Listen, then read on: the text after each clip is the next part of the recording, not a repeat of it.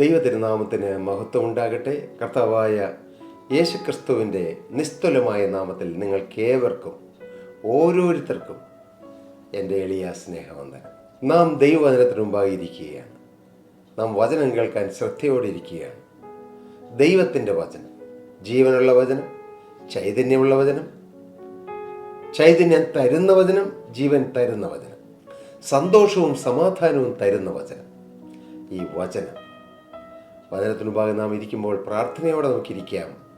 ലൂക്കോസിൻ്റെ സുവിശേഷം 5-ാം അധ്യായം അതിൻ്റെ ആദ്യ ഭാഗങ്ങൾ നാം വായിക്കുമ്പോൾ അവിടെ ദാഹമുള്ള ഒരു കൂട്ടം ജനത്തെ കാണാം. അത്യാവശ്യമായി യേശുവിൽ നിന്ന് ചിലത് പ്രാപിക്കേണ്ടതിന് യേശുവിനെ അനുഗമിക്കുന്ന വലിയൊരു കൂട്ടം ജനം. ആവശ്യക്കാർ നമ്മുടെ ചുറ്റുപാടുമുണ്ട്, അത്യാവശ്യക്കാരുണ്ട്. എന്നാൽ യേശുവിനെ അനുഗമിക്കുന്ന ഒരു ചുരുക്കമാണ്. ആവശ്യമുള്ളവരാണ് ഒട്ടുമുക്കാലും ആളുകൾ.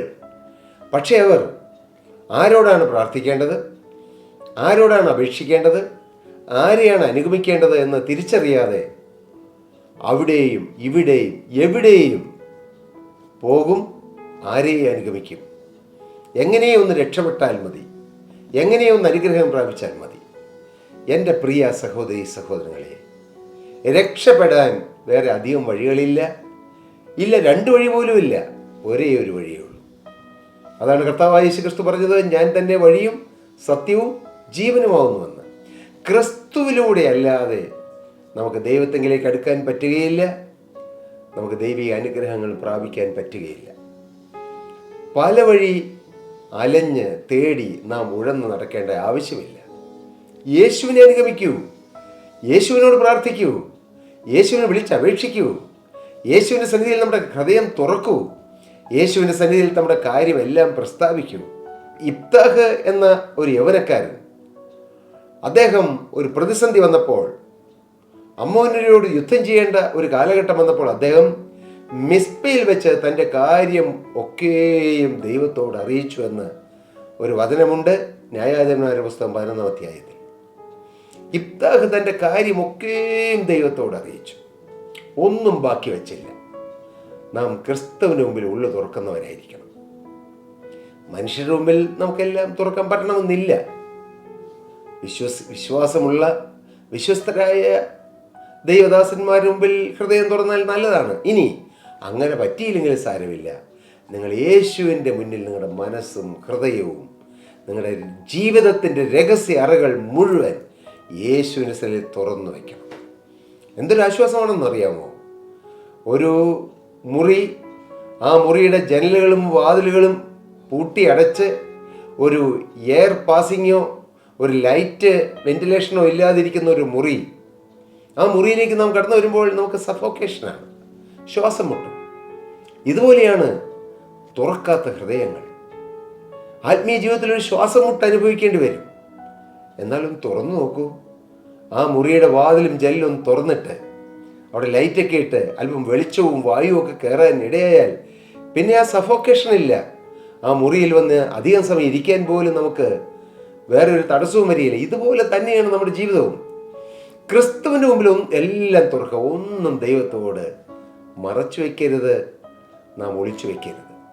തുറക്കുക, ദൈവസന്നിധിയിൽ തുറക്കുക, ദൈവത്തോട് പ്രാർത്ഥിക്കുക. നമ്മുടെ ബലഹീനതകൾ, നമ്മുടെ പോരായ്മകൾ, നമ്മുടെ കുറവുകൾ അതെല്ലാം കണ്ടെത്തി കർത്താവിനോട് പറയുക. എന്തൊരു ഭാഗ്യമാണത്! നാം ഭാരം ചുമന്ന് നടക്കേണ്ട ആവശ്യമില്ല. പ്രിയരേ, നമുക്ക് വേണ്ടി ഭാരം ചുമന്നൊരു യേശു ഉള്ളപ്പോൾ, മോനെ, നീ എന്തിന് നിന്റെ ഭാരങ്ങൾ ചുമന്നുകൊണ്ട് നടക്കുന്നു? നിന്റെ ഭാരങ്ങളുടെ മേൽ വെച്ചുകൊള്ളുക, അവൻ നിന്നെ പുലർത്തുമെന്ന് ദൈവത്തിൻ്റെ വചനം പറയുന്നു. വീണ്ടും പറയുന്നു, യേശു നിങ്ങൾക്കായി കരുതുന്നതാകിയാൽ നിങ്ങളുടെ സകല ചിന്താകുലവും യേശുവിൻ്റെ മേലിട്ടുകൊള്ളുകയും. ഇതെല്ലാം വചനമാണ്. ഈ വചനം അങ്ങനെ എഴുതി വെച്ചു എന്നുള്ളതുകൊണ്ട് കാര്യമില്ല, വായിച്ചു എന്നുള്ളതുകൊണ്ടും കാര്യമില്ല. വായിക്കണം, കേൾക്കണം, എല്ലാം ശരി. പക്ഷേ നമ്മുടെ ജീവിതത്തിൽ അനുഭവിക്കണം. കർത്താവേ, എൻ്റെ പാപങ്ങൾ, ഭാരങ്ങൾ, എൻ്റെ ആകുലങ്ങൾ, എൻ്റെ ആങ്സൈറ്റീസ്, എൻ്റെ സങ്കടങ്ങൾ, എൻ്റെ ആവശ്യബോധങ്ങൾ, എന്നെ അലട്ടുന്ന പ്രശ്നങ്ങളെല്ലാം നാഥ അവിടുത്തെ പാദത്തിലേക്ക് ഞാൻ കൊണ്ടുവരുന്നു. കർത്താവേ, ഞാനതെല്ലാം അങ്ങേക്ക് ഏൽപ്പിക്കുന്നു, അങ്ങയുടെ കരങ്ങളിൽ ഏൽപ്പിക്കുന്നു. ഞാൻ സ്വതന്ത്രമായി നടക്കുവാൻ യേശുവിൻ്റെ സ്നേഹത്തിൻ്റെ കരവലയത്തിൽപ്പെട്ട് സ്വാതന്ത്ര്യമുള്ളൊരു ക്രിസ്ത്യനെ നയിക്കാൻ ഞാൻ ആഗ്രഹിക്കുന്നു. കർത്താവേ, എനിക്കതിനുള്ള ഭാഗ്യം തരണമേ എന്ന് പ്രാർത്ഥിക്കണം. ദൈവത്തിന് സ്തോത്രം. ലൂക്കോസിന്റെ സുവിശേഷത്തിൽ നാം വായിച്ചു, യേശു 5-ാം അധ്യായത്തിൽ നാം വായിച്ചു, യേശു ഗന്നസറേത്ത് തടാകത്തിൻ്റെ കരയിൽ നിൽക്കുമ്പോൾ പുരുഷാര ദൈവവചനം കേൾക്കേണ്ടതിന് യേശുവിനെ തിക്കിക്കൊണ്ടിരിക്കയിൽ. ഇങ്ങനെ തിക്കുകയാണ് ജനം, ആർത്തിയുള്ള ജനം. വചനത്തിന് ആർത്തിയുണ്ടോ, അതൊരു വലിയ ആത്മീക ഉണർവിൻ്റെയും വളർച്ചയുടെയും ലക്ഷണമാണ്. വചനം കേൾക്കാനുള്ള ദാഹം നിങ്ങൾക്കുണ്ടോ? എത്ര ദൂരെ യാത്ര ചെയ്തും, എത്ര കഷ്ടപ്പാടുകൾ സഹിച്ചും, എത്ര ബുദ്ധിമുട്ടുകൾ ഏറിയും വചനം കേൾക്കാനുള്ള ദാഹം, അത് ആത്മീയ ജീവിതത്തിൻ്റെ ഒരു ലക്ഷണമാണ്. നമുക്കറിയാം, നാം ഒരു ഹോസ്പിറ്റലിൽ പോയാൽ ഡോക്ടർ ചോദിക്കും, സാധാരണ ഡോക്ടർ ചോദിക്കും, വിശപ്പുണ്ടോ, ദാഹമുണ്ടോ? ഇല്ലേ, ചോദിക്കാറുണ്ട്. സാധാരണ ആയ ഡോക്ടർ നമ്മുടെ ശരീരത്തിൽ രോഗം വരുമ്പോൾ അദ്ദേഹം ചോദിക്കും. വിശപ്പില്ല എന്ന് പറഞ്ഞാൽ ഡോക്ടർ പിന്നെ ടെസ്റ്റുകൾ കൂട്ടും. കാരണം എന്താണ്? ശരീരത്തിൽ വിശപ്പില്ല എങ്കിൽ എവിടെയോ ശരീരത്തിൽ തകരാറുണ്ട്, ആരോഗ്യത്തിന് കുറവുണ്ട്, അവിടെ വയറിൽ ദഹന സംബന്ധമായി എന്തെങ്കിലും പ്രശ്നം കാണും, അങ്ങനെ ഏതെങ്കിലും ഇൻഫെക്ഷൻസ് കാണും. ഡോക്ടർ ധാരാളം പരിശോധിക്കും. വിശപ്പുണ്ടോ, ദാഹമുണ്ടോ? ഞാൻ ചോദിക്കട്ടെ, ആത്മീയമായി നമുക്ക് വിശപ്പുണ്ടോ? വചനം കേൾക്കാനുള്ള ദാഹമുണ്ടോ? കൂട്ടായ്മ ആചരിക്കാനുള്ള ഇഷ്ടമുണ്ടോ?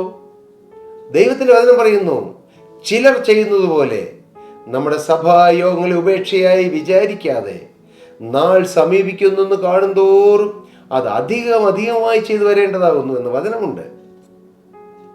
ഇവിടെ കർത്താവിൻ്റെ വചനം കേൾക്കാൻ ജനം തിക്കിത്തിരക്കി വരിക. എനിക്കും വചനം കേൾക്കണം, എനിക്ക് യേശുവിൽ നിന്ന് പ്രാപിക്കണം, എനിക്ക് യേശുവിൽ നിന്ന് നന്മ പ്രാപിക്കണം, അനുഗ്രഹം പ്രാപിക്കണം. എൻ്റെ പ്രിയരെ, നിങ്ങളുടെ ആത്മീയമായിക്കൊള്ളട്ടെ, ഭൗതികമായിക്കൊള്ളട്ടെ, ഏതാവശ്യങ്ങളും സാധിക്കുവാൻ നാം യേശുവിൻ്റെ അരികിലേക്ക് വരണം. യേശു എല്ലാം തരുന്നവനാണ്. യേശു സ്നേഹനിധിയാണ്. യേശു അനുഗ്രഹദാതാവാണ്. യേശുവിന് അസാധ്യമായതൊന്നുമില്ല. പുരുഷാരം തിക്കിത്തിരക്കി യേശുക്രിസ്തുവിൻ്റെ അടുക്കൽ വചനം കേൾക്കേണ്ടതിന് വന്നു. അപ്പോൾ സംഭവിച്ചൊരു കാര്യം, 2-ാമത്തെ വാക്യം, അപ്പോൾ വചനം കേൾക്കേണ്ട തിക്കിത്തിരക്കൊണ്ടിരിക്കയിൽ 2 പടക് കരയ്ക്ക് അടുത്ത് നിൽക്കുന്നത് യേശു കണ്ടു. വലിയൊരു കൂട്ടം പുരുഷാരം അവിടെ നിൽക്കുന്നു. പുരുഷാരത്തെ അല്ല കർത്താവ് കണ്ടത്, അവിടെ ദൂരത്ത് അപ്രമാറി കിടക്കുന്ന 2 പടകുകളെയാണ്. അതെ പ്രിയപ്പെട്ടവരെ, ഒരുപക്ഷെ ഈ ഭൂമിയിൽ 850 കോടിയിൽ ചെല്ലുവാൻ ജനങ്ങളുണ്ടായിരിക്കാം. എന്നാൽ മോനെ, നിന്നെ ഒരാൾ യേശുവെ കണ്ടു, നിന്നെ സ്നേഹിക്കുന്നു, നിന്റെ പേര് യേശുവിനറിയാം, നിന്നെ കർത്താവ് വ്യക്തിപരമായി വിളിച്ചു, നിന്നെ കർത്താവ് വ്യക്തിപരമായി സ്നേഹിക്കുന്നു. എല്ലാം ഒരു അത്ഭുതമല്ലേ? നമ്മെ എന്നാണ് കർത്താവ് സ്നേഹിച്ചത്? നാം അമ്മയുടെ ഗർഭപാത്രത്തിൽ ഉരുവാകും മുമ്പേ നമ്മെ കർത്താവ് കണ്ടു. യിരെമ്യാ പ്രവാചകന്റെ പുസ്തകം അതിന് 1-ാം അധ്യായം വായിക്കുമ്പോൾ നമ്മുടെ ഹൃദയത്തിൽ തൊടുന്ന ചില വാക്യങ്ങൾ നമുക്ക് വായിക്കാൻ കഴിയും. നിന്നെ ഉദരത്തിൽ ഉരുവാക്കിയതിനു മുമ്പേ ഞാൻ നിന്നെ അറിഞ്ഞു, ജാതികൾക്ക് പ്രവാചകനായി ഞാൻ നിന്നെ അപ്പോയിന്റ് ചെയ്തു, ഞാൻ നിന്നെ നിയമിച്ചു. ഉദരത്തിൽ കിടക്കുമ്പോൾ തന്നെ പ്രവാചകനായിട്ടുള്ള അപ്പോയിൻമെന്റ് കിട്ടുക, രാജകീയ പുരോഹിത വർഗമായി നമ്മെ തിരഞ്ഞെടുക്കുക, എല്ലാം ഭാഗ്യമല്ലേ? പ്രിയപ്പെട്ടവരെ, വലിയൊരു കൂട്ടം ജനമുണ്ടെങ്കിലും എന്നെ യേശു സ്നേഹിച്ചു, എന്നെ യേശു കണ്ടു, എന്നെ കർത്താവ് തിരഞ്ഞെടുത്തു, യേശുവിൻ്റെ വേലയ്ക്കായി എന്നെ കണ്ടു എന്ന് നാം തന്നെത്താൻ റിയലൈസ് ചെയ്യുന്നതാണ് കർത്താവിനോടുള്ള സ്നേഹവും നന്ദിയും കടപ്പാടും കൂടാനുള്ള ഒരു മാർഗം. എന്നിട്ട് എന്നെ സ്നേഹിച്ചു, ഇത്രയും പാപിയായിരുന്നിട്ട് എന്നെ സ്നേഹിച്ചു, ഞാൻ ഇത്ര നിസ്സാരനായിരുന്നിട്ട് എന്നെ കർത്താവ് എന്നെ തേടി വന്നു. ഞാൻ ദൈവത്തെ അറിയാതെ ജാതികളെ പോലെ ജീവിച്ചുകൊണ്ടിരുന്നപ്പോൾ എൻ്റെ കർത്താവിൻ്റെ സ്നേഹം എന്നെ തേടി വന്നു, എന്നെ കടന്നു പിടിച്ചു. എല്ലാം ഓർക്കുമ്പോൾ നമുക്ക് യേശുവിനോടുള്ള നന്ദി വരും, കടപ്പാട് വരും. അല്ല, ഒരു പരിധി വരെ അതല്ലേ ക്രിസ്തീയ ജീവിതം? അതേ പറയുക, യേശു ക്രിസ്തു എന്ന വ്യക്തിയോടുള്ള നിർമ്മല സ്നേഹം. യേശു എന്താണ് ചെയ്തതെന്ന് ഓർക്കുമ്പോൾ അവൻ എൻ്റെ പ്രാണന് വേണ്ടി ചെയ്തത് എന്താണ്? സകല ഭക്തന്മാരുമായുള്ളവരെ വന്ന് കേൾപ്പീൻ. യേശു എൻ്റെ പ്രാണന് വേണ്ടി ചെയ്ത് ഞാൻ വിവരിക്കാം. നമ്മുടെ പ്രാണനെ നരകത്തിൽ നിന്നും നിത്യനാശത്തിൽ നിന്നും നമ്മുടെ പ്രാണനെ മരണത്തിൽ നിന്നും, കാലിനെ വീഴ്ചയിൽ നിന്നും, കണ്ണിനെ കണ്ണുനീരിൽ നിന്നും കർത്താവ് രക്ഷിച്ചു, വിടുവിച്ചു, കാത്തു, പരിപാലിച്ചു. മോനെ, നീ എത്രയോ വർഷം മുമ്പ് ഈ ഭൂമിയിൽ നിന്ന് മാറ്റപ്പെടേണ്ടവനായിരുന്നു. മകളെ, നീ ആക്സിഡൻറ്റ് വഴിയായി, രോഗം വഴിയായി ഈ ഭൂമിയിൽ നിന്ന് പണ്ടേ തീർന്നു പോകേണ്ടതായിരുന്നില്ലേ? എത്രയോ പ്രാവശ്യം മകനെ നീ ആത്മഹത്യ ചെയ്യാൻ ചിന്തിച്ചതാണ്. മരിച്ചാൽ മതിയെന്ന് ഓർത്തതല്ലേ? പക്ഷേ നിനക്ക് ആയുസ് നീട്ടി തന്നത് യേശു ക്രിസ്തുവാണ്, യേശുവിൻ്റെ സ്നേഹമാണ്. അങ്ങനെയെങ്കിൽ മകനെ, നിന്നെക്കുറിച്ച് ദൈവത്തിനൊരു ഉദ്ദേശമുണ്ട്. പ്രിയമകളെ, നിന്നെക്കുറിച്ച് ദൈവത്തിനൊരു പദ്ധതിയുണ്ട്. സ്വർഗത്തിൻ്റെ പദ്ധതി, സ്വർഗത്തിൻ്റെ പ്ലാൻ. ഹല്ലേലൂയ, സ്തോത്രം. 2 പടക് യേശു കണ്ടു. എന്നെ യേശു കണ്ടു, എൻ്റെ കുടുംബത്തെ യേശു കണ്ടു, എൻ്റെ ഭാവി യേശു കണ്ടു. എല്ലാം അയവിറക്കുക. ഇപ്പോൾ ഈ സമയം നിങ്ങൾ ദൈവത്തിൻ്റെ വചനം കേട്ടുകൊണ്ടിരിക്കുമ്പോൾ നിങ്ങൾ യേശു കണ്ടുകൊണ്ടിരിക്കുന്നു. യേശു നിങ്ങളെ വ്യക്തിപരമായി പേർ ചൊല്ലി വിളിക്കുന്നു. യേശു നിങ്ങളെ അനുഗ്രഹിക്കാനാണ് വിളിക്കുന്നത്. യേശു നിങ്ങൾക്ക് രക്ഷ തരാനാണ് വിളിക്കുന്നത്. യേശു നിങ്ങൾക്ക് നിത്യജീവൻ്റെ അവകാശം തരാനാണ് വിളിക്കുന്നത്. യേശു നിങ്ങളുടെ ഈ ഭൂമിയിലെ കാര്യങ്ങളും ചെയ്തു തരാനാണ് വിളിക്കുന്നത്. ആ സ്നേഹനിധിയായ യേശുവിൻ്റെ അരികിലേക്ക് ഓടി വരാമോ മകനെ, പ്രിയമകളെ? ഇനി എന്തിനു താമസിക്കണം? എന്തിനു വെയിറ്റ് ചെയ്യണം? എന്തിനു നീ മാറി നിൽക്കണം? എന്തിന് കുറച്ചുകൂടി കഴിയട്ടെ എന്ന് പറഞ്ഞ് എന്തിനു താമസിക്കണം?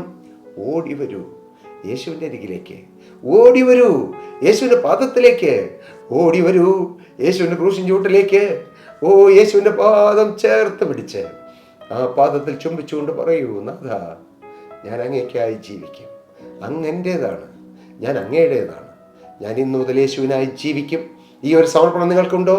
യേശുവിനെ സ്നേഹിച്ച, യേശുവിനെ പ്രസാദിപ്പിച്ച, യേശുവിൻ്റെ മഹത്വത്തിനായി, യേശുവിൻ്റെ വേലയ്ക്കായി, യേശുവിൻ്റെ 2ാമത്തെ വരവിനായി എന്നെ തന്നെ ഒരുക്കിക്കൊണ്ട്, അനേകർ ഒരുക്കുന്ന ദൗത്യം ഏറ്റെടുത്തുകൊണ്ട് ഞാൻ കർത്താവിന് വേണ്ടി തലമുറയിൽ നിൽക്കും. സമർപ്പിക്കാമോ? എങ്കിൽ കർത്താവിൻ്റെ കരം നിങ്ങളുടെ ശിരസിൽ വരും. യേശു നിങ്ങളെ അനുഗ്രഹിക്കും. യേശു നിങ്ങളെ ആശീർവദിക്കും. യേശു നിങ്ങളുടെ ബന്ധനങ്ങൾ അഴിക്കും. യേശു നിങ്ങളുടെ കെട്ടുകൾ പൊട്ടിക്കും. നിങ്ങൾക്ക് പൂർണ്ണ സ്വാതന്ത്ര്യം കർത്താവ് തരും. അതിന് ഇടയാക്കട്ടെ. കർത്താവ് നിങ്ങളെ അനുഗ്രഹിക്കട്ടെ. ദൈവനാമം മഹത്വപ്പെടട്ടെ. സ്തോത്രം. പ്രിയ സഹോദരീ സഹോദരങ്ങളെ, നിങ്ങൾക്ക് ഏതെങ്കിലും പ്രാർത്ഥനാ വിഷയങ്ങളുണ്ടോ? തീർച്ചയായും ഞങ്ങളെ വിളിച്ചാൽ, താഴെ കാണുന്ന നമ്പറിൽ കോൺടാക്ട് ചെയ്താൽ ഞങ്ങൾ നിങ്ങൾക്ക് വേണ്ടി പ്രാർത്ഥിക്കാം. നിങ്ങളും പ്രാർത്ഥിക്കൂ. നമുക്ക് ഒരുമിച്ച് പ്രാർത്ഥിക്കാം. കർത്താവ് നമ്മുടെ പ്രാർത്ഥന കേട്ട് നിങ്ങൾക്ക് ഉത്തരം തരും. ദൈവനാമം